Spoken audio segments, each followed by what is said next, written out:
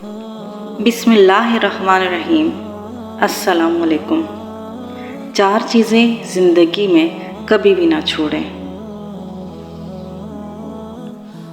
اللہ کا ذکر کبھی نہ چھوڑیں، ورنہ آپ اس سے محروم ہو جائیں گے کہ اللہ تعالیٰ آپ کو یاد رکھے۔ ترجمہ: تم میرا ذکر کرو، میں تمہیں یاد رکھوں گا۔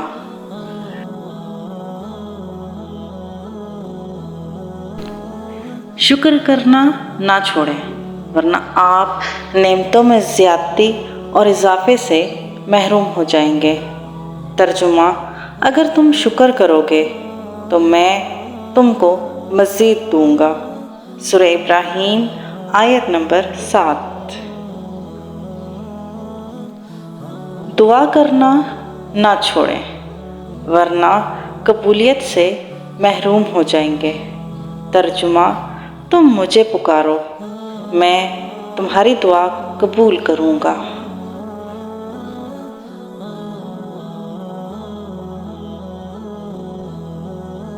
استغفار نہ چھوڑیں، ورنہ نجات سے محروم ہو جائیں گے۔